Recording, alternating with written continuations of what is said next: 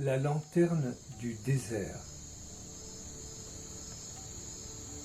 Dans les vastes dunes du désert, là où le silence parle plus fort que les hommes, vivait un enfant nommé Mounir.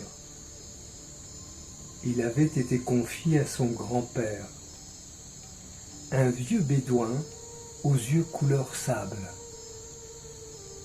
Les parents de Mounir, serviteurs d'un riche sultan, vivaient dans un palais où les enfants n'avaient pas leur place.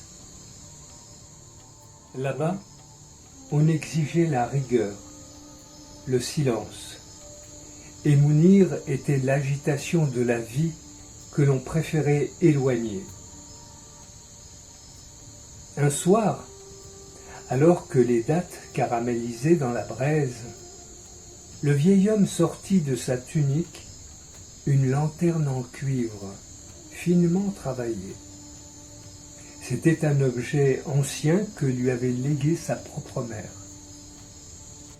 Il plaça la lanterne délicatement dans les mains de l'enfant.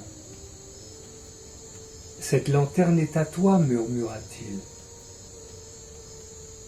Elle t'éclairera quand tout s'éteindra autour de toi. Mais souviens-toi, elle ne brille que si ton cœur reste sincère. » Mounir la serra contre lui comme un trésor le reliant à son grand-père, mais qu'il oublia au fond de sa sacoche. Les années passèrent et le grand-père s'éteignit au dernier souffle de la nuit, comme les braises au petit matin.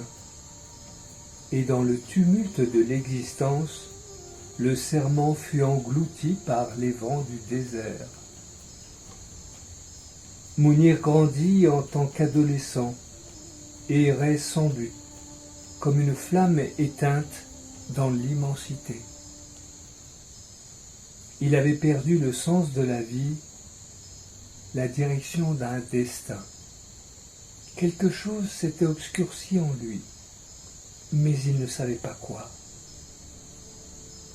Un jour, alors qu'une tempête soulevait le sable comme une mémoire en furie, Mounir, le nomade, s'effondra à genoux, épuisé, vidé. Instinctivement, ses doigts fouillèrent dans un vieux sac déchiré pour trouver un peu d'eau.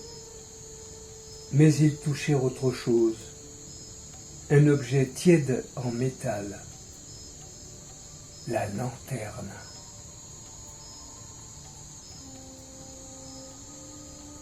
Il la sortit pour la voir briller faiblement, comme un cœur qui bat encore malgré l'oubli. Alors Mounir comprit. Ce n'était pas la lanterne qu'il avait oubliée, mais lui-même. Et depuis, ceux qui, perdus, traversent le désert, racontent qu'au cœur des dunes, ils aperçoivent quelquefois, porté par le sable, un veilleur marchant lentement, une lanterne à la main. Par un souffle venu d'ailleurs, ce veilleur vient alors chuchoter à l'oreille tendue « La lumière ne vient pas de l'extérieur, mon fils. Elle naît de ta fidélité à ce que tu portes en silence au plus profond de toi.